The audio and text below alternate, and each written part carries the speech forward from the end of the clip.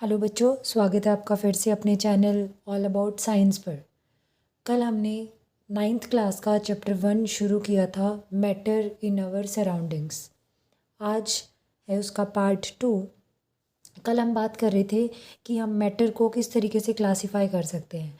हमने chemical classifications के अंदर देखा था कि हम उसको प्योर सब्सटेंसेस और मिक्सचर्स में क्या कर सकते हैं, डिफ्रेंशिएट कर सकते हैं।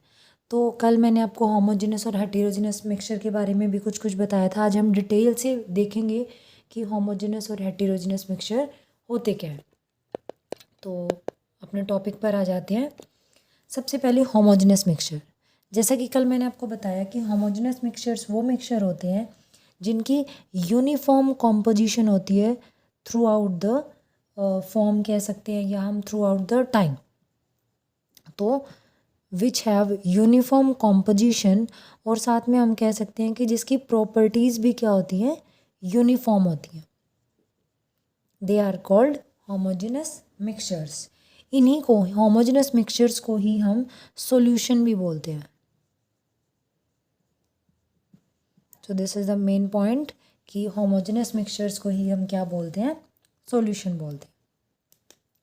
नाउ हेटेरोजेनस भी हमने कल देख लिया था क्या होता है। ऐसे मिक्सचर्स जिनकी नॉन यूनिफॉर्म कॉम्पोजिशन होती है,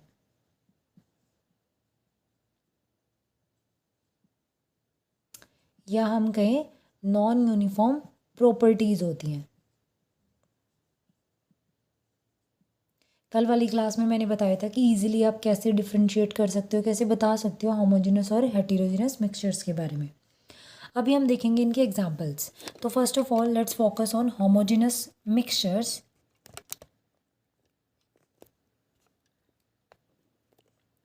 ओके, सो एग्जांपल्स क्या क्या हो सकते हैं होमोजेनस मिक्सचर्स के। सबसे पहले अगर हम बात करें गैस मिक्सचर्स के अंदर,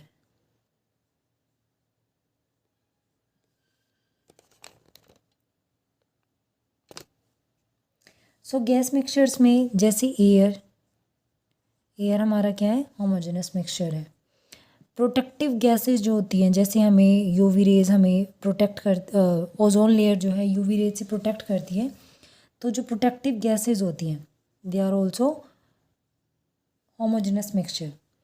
फिर है जो सुपर हीटेड स्टीम जो होती है, that also come under gases mixture. ये हम कह सकते हैं जो होमोजेनस मिक्सचर जिनमें गैसेस के बारे में हम बता सकते हैं।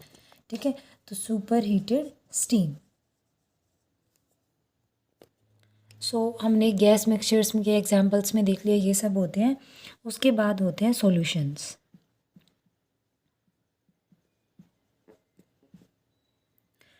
सॉल्यूशन में जैसे हम शुगर और वाटर को मिक्स कर सकते हैं। कल मैंने जो एग्जांपल्स आपको बताया था कि जब हम वाटर में शुगर को मिक्स करते हैं वो इवनली क्या होती है, पूरे वाटर के अंदर डिस्ट्रीब्यूटेड होती है शुगर के पार्टिकल्स। और एग्जांपल्स हो सकते हैं जो कार्बोनेटेड सोडा हम यूज़ करते हैं, वो किसके अंदर आते हैं, सॉल्यूशंस के अंदर। Next is alloy. अलोइज क्या होते हैं, किसी भी धातु को हम जब किसी उसकी प्योर फॉर्म में यूज़ ना करके उसमें थोड़ा सा कुछ मिक्सचर यूज़ कर दें जिससे कि उसकी क्वालिटी को हम एनहेंस कर पाएँ, उनको अलोइज बोलते हैं। जैसे ब्रास, ब्रॉन्ज एट्सेट्रा। सो ये एग्जाम्पल्स हैं होमोजेनस मिक्सचर के। Now come to the heterogeneous mixture. इसमें भी इसी तरीके से हम एग्जाम्पल देखेंगे। अब बात करें अगर हेटेरोजेनस मिक्सचर्स के बारे में, तो इसके एग्जाम्पल्स में सबसे पहले हम देखेंगे सस्पेंशंस आते हैं।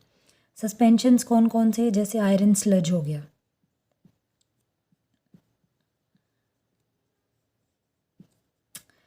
क्विकसैंड, ये भी सस्पेंशंस में आता है, या फिर लिक्विड कंक्रीट।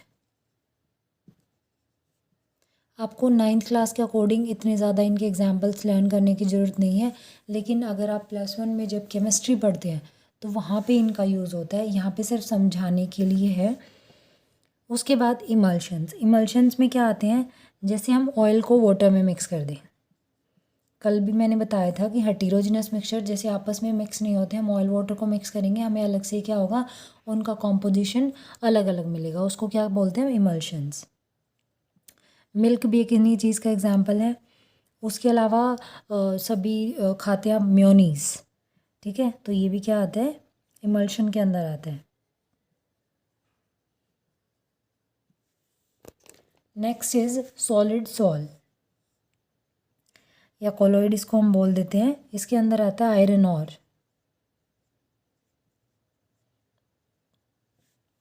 उसके बाद ग्रेनाइट,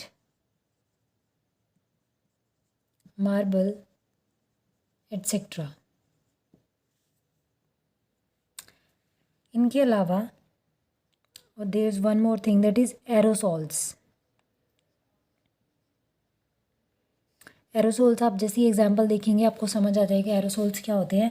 जिस तरीके से सिगरेट का जो स्मोक होता है, सिगरेट के स्मोक में जो छोटे छोटे पार्टिकल्स होते हैं उनको हम क्या बोलते हैं, एरोसोल्स।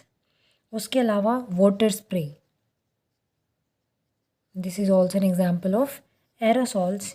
या फिर कार के अंदर से जो धुआं निकलता है, car exhaust, that also comes under the aerosols. तो ये एग्जाम्पल्स थे होमोजेनस और हेटेरोजेनस मिक्सचर के। ये टॉपिक यहीं पर ख़त्म होता है, ठीक है। तो आज पार्ट 2 को यहीं एंड करते हैं। Thank you so much.